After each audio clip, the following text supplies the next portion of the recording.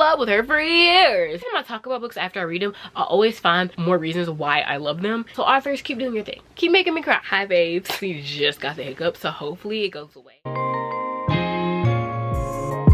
Welcome and welcome back to my channel. My name is Isha if you're new here, and if you are new here, I hope you stick around and subscribe for more videos from me. I try to upload every week. Been pretty consistent, so I'm just saying you might want to stay around for the party. But we're gonna be talking about all my favorite books that I've read this year. I have them all piled right here. They're somewhat in order because I have the list compiled on my notes app. Like I have the hiccups and now I'm getting out of breath. And I also filmed a short form of every favorite book from every month, which is over on my TikTok, over on my Instagram, and all my other social medias are linked down below, and my Goodreads too. 16 books. I don't think that's that many, and I feel like we can get through this video pretty fast. Let's just jump into this video. Like I said, these are not in order. First book, The Right Move. If you watched any of my reading wrap-ups, these are probably not gonna come to a surprise to you because I have talked about all these books multiple times. And like if you watch any of my vlogs or anything like that, you probably have heard me talk about these books. It's just a constant thought going through my head. The Right Move. This one's following Indy and Ryan. It is a best friend's brother, also a roommate, and a fake dating trope. When I said that the acts of service in this book immaculate, it really just stood out to me how much that he put thought into everything that Indy said and put action to it. Like as soon as she would say something, he would be like, okay, backlogging that, and then he would do something to prove that he was listening. I also love my sunshine girl, bubbly lights that just bring light into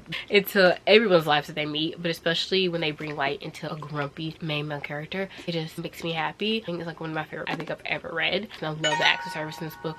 So okay, so the next one is The Neighbor Favor. This one was so cute, and I cannot wait to read the partner plot. I bought the audio version and I have the physical copy, so I'm probably gonna end up tandem reading it. This is a pen pal to strangers, friends to lovers. They're both super book lovers. They just love reading and literature. He is an author and she is an editor's assistant, I believe. So her sister's wedding is coming up, so she needs to find a date for her wedding because her sisters always hook her up with men are not her cup of tea, that just they don't vibe together. So she's like, okay, I can find my own date. So she asks Nick to help her get ready and in the state of mind to like go out and like, get her date. Okay, basically as a dating coach. He starts like coaching her on dating, and they just have a lot in common. All together, it was an amazing book. It's also based in New York, which I love. I also love the sisters and the family aspect of this book. So the pen paling at the beginning of the book really hooks you because like you get to see their banter back and forth.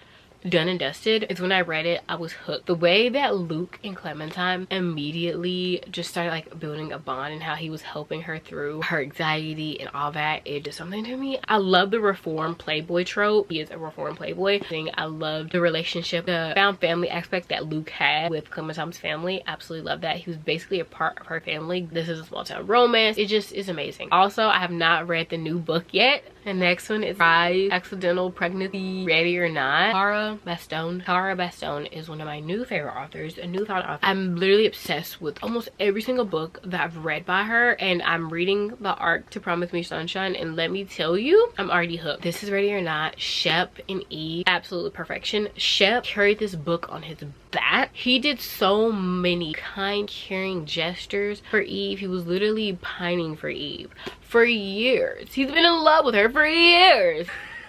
I love the tropes where the man has been pining over the girl for a really long time. He was so there for Eve during her whole pregnancy. He's not the baby's father, by the way. It makes him even better. 10 out of 10. Would recommend. I think I rate this one 5 stars, if not 4.5. I truly recommend this book, especially coming from me. For me to rate that high, I'm normally a DNF person when it comes to accidental pregnancies or surprise pregnancies. Like normally not a type of person I love. The only thing that I didn't like was her baby daddy. I with him. Where is she at? This could be us. Y'all probably already knew this was gonna be on this little lane. Let's be real. Candy Ryan never disappoints. She never misses for me, and this book absolutely captivated me throughout the whole book, front to back. I was hooked. I was enraptured. Is one of the best books. This is on Soledad and Judah. The amount of love that Soledad had within her being, how wonderful of a person she is. Like her character was so amazing and just well developed. Soledad held it down for her and her girls. She made sure that she did whatever she had to do to make sure that her people were taken care of. Judah, our patient, caring, generous man. Understanding too. Both of these characters hold a special place in my heart. Sisterhood in this book is what really stood out to me. I love books with strong female friendships, and this book had that. Yasmin and Hendrix were always making sure our girl Claudette was straight, and it was just amazing. I absolutely recommend this. It was just the right amount of mess. Okay, so the next one is The Things We Left Behind. This is a thick one. This is also by Lucy Score. I do recommend Lucy Score's audiobook if you want to read her books, but you're like scared of how thick it is. But this is the last book in the Knuckmount series, and this is probably my favorite one out of the whole series. Following Lucian and Sloane. She is a librarian, book lover, and Lucian is a billionaire, misunderstood villain, and having this feud for years. A little drama in there with like criminals, also a small town romance. Multiple parts in this book did make me cry. Just saying, I got emotional. I highly recommend the whole series. The first and the last one are my favorite. The middle one, it's all right. I did enjoy it, but I wasn't like obsessed with it like I was with this one and the first one. Emily Henry dropped a book this year, okay? So we already knew that this book was going to be discussed. Funny story. Okay, if you like New Girl and you like Jeff and Nick relationship, you will like this book. This is following two characters, Daphne and Miles. Daphne and Miles both got broken up with by their partners for each other. They end up living together because they're both going through terrible times, and they're bonding over living together. And he's trying to make her fall in love with the city that she's living in. Like, I love the aspect of just like of her like finding home in that town, and just like I rated it 4.5 stars because I feel like I'll like it a lot more. Because like when I read it, I don't know, I was kind of in a haze. Reading wise and life wise, it was just. I did reread it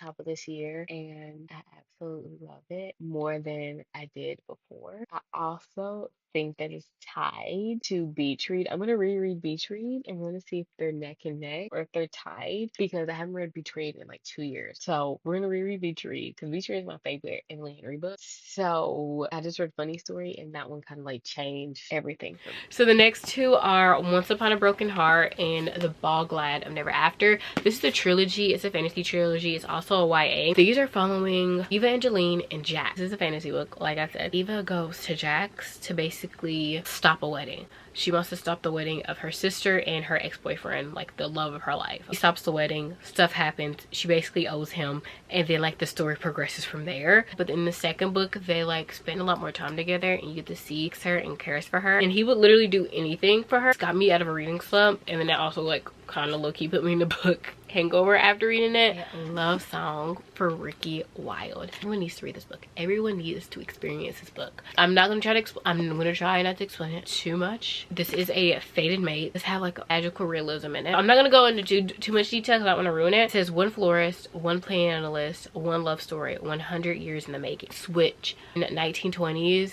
and like you get to see over the decades, and it does flip between those two. Also, it is in third person POV, I believe. So like you get to see Ricky, Miss Della's, Ezra's, Tuesday, who is Ricky's best friend. You get the other point of views, and Ricky, me, sparks start flying, and this book is amazing. I highly recommend, and it's extremely entertaining. Any book that Tia Williams writes, I will be buying and I will be reading, because this is just one of the best books I've ever read. Just for the summer, I did buy the special cover. I spent a pretty penny on this. I had to have it. I literally got a tattoo for it. It did fade. Like, it was supposed to be right here, so I am getting re-tatted somewhere else. Okay, let me not be dramatic, but it is one of the best books I've ever read.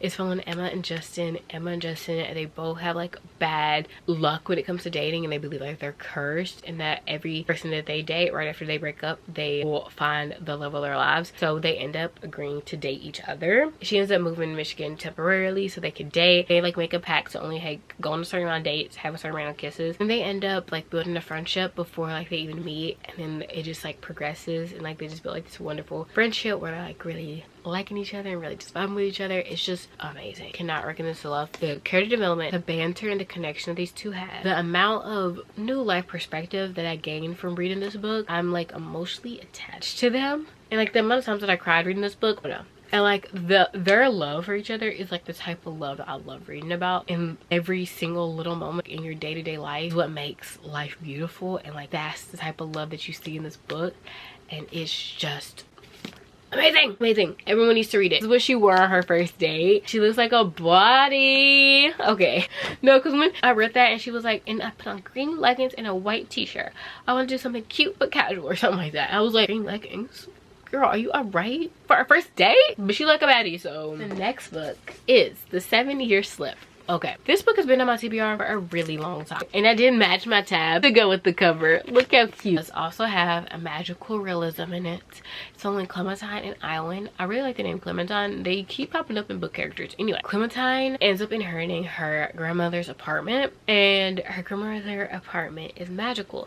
So the apartment will send you 7 years in the past, 7 years in one of their future. The apartment ends up sending Clementine 7 years in the apartment's past. She's 7 years in Island's future. Every time they meet in the apartment, like they have like an instant connection, and they like genuinely care about each other. Clementine is going through grief. Her grandmother was like her best friend. It's her aunt, not her grandmother. Going through some stuff, and like you read about that, and then like it just makes you want to cry. I did cry, adjust to that. And I also like how the story represented at any given point in time in your life, you can change your path. When I talk about books after I read them, I always find more reasons why I love them, even though like I read the book and I love the book. So why am I just now like putting the clues together to why I like it so much? Anyway, it's all I've ever wanted, all I've ever needed. This is a cute friends to lovers. It's following Harlow and Asen. Harlow basically broke up with her longtime boyfriend at the beginning of the book, and basically moves across the country and starts her life. So I love reading books where the characters like move away and like just start their life over, and it's like, oh, a fresh clean start. I love reading that. Like as soon as they meet, they just have this instant banter. They have the banter like this. They don't even know each other like that. In the book, just it increasingly gets better and better. You get to see her adjusting to her new life, finding her passions, and like finding like what inspires her and what makes her happy. Their bond grow, and how like he genuinely got to know her before anything happened. I love books like that. Oh, like you want to know my soul before we get together. Like Friends to Lovers always hit for me, and I also want to read the rest of the series. What is Love Redesigned? Love Redesigned is a childhood rivals to strangers. They get over like nemesis when she comes back into town. Following Delilah and Julian. Delilah is going through a really bad public breakup, and then she basically comes back home for like the holidays, and her and Julian end up working on this house together, and she's an interior designer. He owns a construction company. He's also a billionaire. I love when the male MC knows exactly what they want. They work to their end to make sure that their love interest knows I'm here for the long haul. So the next one is Play Along. I love when my boys are obsessed, and Isaiah is an embodiment of obsession. This man was obsessed with Kennedy. Any given point in time, he was going to bring her up, or he was going to talk to her, or he was going to talk about how much he liked Kennedy. Even in Caught Up, you saw how much Isaiah was pining for Kennedy, and even from the beginning of this book, you see how much he likes her and wants to get to know her more. It's amazing. This is an accidental marriage, and then it turned into like a marriage of convenience. I love how marriage of convenience is. She's kind of like pushing away from him, and he's full steam ahead. Like the bond they built, the way that they would just take care of each other, and I genuinely love that. Anxiety representation in here too. Okay, so the next one is Lights Out. This book right here was hilarious. I listened to the audio version. I highly recommend the audio version if you like audiobooks. This is a dark romance. It's following Allie and Josh. It's like has like a stalker trope in there too. It also touches a little bit on like a mafia. It's a mess in the best way possible. It's great. If you want to dip your toe in a dark romance, I suggest starting here. Thoroughly entertaining. I caught myself laughing out loud and chuckling at multiple points while listening to this book. I think that's all I have to say about it. Another one, this is the only one I think I don't have the physical copy of, is Hostile Takeover. This is a marriage of convenience, and it's following Orion and Nailana.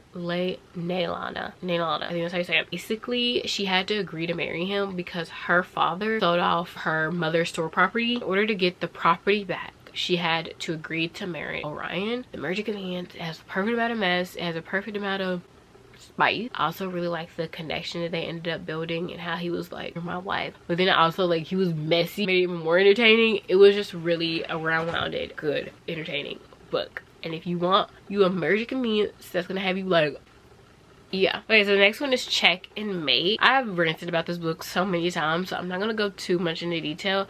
This is a YA romance. It's following Nolan and Mallory. Mallory, she gave up playing chess completely, and then she ends up playing competitively one time, gets scouted, and she ends up working with this company. Okay, I'm kind of like a main caregiver for her family. Nolan is the #1 chess champion in the world. She ends up playing Nolan, and that's how like she got put back in like chess world, and they're just traveling around the world playing chess. The amount of pining that Nolan does in this book, spectacular. You want a man that's gonna pine, read an Allie Hazelwood book. That's all I gotta say. The next one, The Paradise Problem. I put off reading this book for a long time and I just recently read it. Like, enjoyed it. It was a true rom-com for me. It's following Anna and Liam. It's also American Convenience. Anna and Liam got married in college because they needed places to stay. They never got divorced, and he ends up meeting her to go his sister's wedding with him. Basically put up the front that he is still married for his inheritance. They go to an island and they're dating, fake married. They're really married. They're bonding and connecting, and they're hanging out with all the family, and like they're falling for each other as it's going on. There's so many comical parts in this family. Yes, in this family, but in this book, because Liam is like filthy, stinking rich. Like, half the characters are trash. His parents are like questionable people, and then like you have like the sibling rivalries going on, and it was just like a funny, entertaining, and it still had like touchable, heartfelt moments and character development in it. Out on a Limb. Now this is a accidental pregnancy. On a Limb is following Win and Bo. They end up hooking up on a Halloween party. She ends up pregnant. Learning more and more about each other throughout the whole book. They're connecting, they're bonding, they're becoming true friends. Okay, so this is like a strangers to friends to lovers. Absolutely adored it. Bo was always taking care Win and making sure she had everything she needed, and that is one green flags I look for in everyone of my new book with. Truly, he was the sweetest man. I also really love the found family aspect of Out on a Limb, how Win has friends, which they have a book coming out, and I do have the art to it. Okay, so I'm so excited to read the art. Nothing Like the Movies. This book is my Roman Empire. This book is the love of my life. Liz and Wes in general are the loves of my life. Anytime Lynn Painter said she like dropped a little story of Liz and Wes, I was immediately going to go read it. But when I found out that she was doing a sequel, I knew I needed to get my hands on this. It is everything and more. Do I just like it because I love Liz and Wes? This was any other sequel, I don't know if I would like it as much as I like it, but getting more of them, I genuinely like loved it. Liz and Wes, they broke up. They're in college now. Basically, Wes came back to UCLA and he's trying to win her back. So he's trying to get his life back together, but he's also trying to win her back. This dual POV. Also, the like amount of scheming and messiness that like a Wes had to do to get her back was perfect. I also like the friend group that they had in the book. I didn't like Liz fake dating someone else, but that's besides the point. I just finished Real by Kimmy Ryan, and I started this somewhere in the beginning of this year. Did not finish it, and then I recently picked it back up and finished it. I listened to the audio. It's following Neva and Cannon. Neva has a chronic illness. She's an actor and Cannon is a director, so she ends up getting casted in one of his movies, and it's like her debut movie. She ends up being the star. She's super talented. They end up spending more time together because they see each other on set, and it just progresses from there. You get to see the way he takes care of her. It is kind of like a forbidden and romance vibes in there because we're not supposed to be together. It does have family drama in there. The sister, I do love seeing Black women loved out loud. And one of my favorite parts, I'm not even gonna spoil it because I don't want to, like, I'm not even gonna say it, but like Kenan, chef's kiss, the rom-comers. Catherine Center is my new author. Any book she drops, I'm gonna buy. Like, they're just so entertaining. And this book is following a screenwriter, Charlie, and an inspiring screenwriter, Emma. So Charlie is like really big in the screenwriting world, and Emma is like a big fan of his, okay? And they end up teaming together to work on writing a screenplay for a romantic movie. Oh, she's also the sole caregiver of her father. She ends up moving to LA for 6 weeks, living with Charlie to work on a screenplay. They're living together as far as proximity. They're working together on a screenplay. It's kind of like dislike to like vibes in there. And then after this one, I read Hello Stranger, and now I'm like obsessed with her books. So every time I cry, I don't know, they just instantly become a book that stands out to me. So authors, keep doing your thing. Keep making me cry. So that is all of my favorite books of 2024. I hope you guys enjoyed this video. If you did, don't forget to like, comment, and subscribe. And I'll see you guys next week in my next video.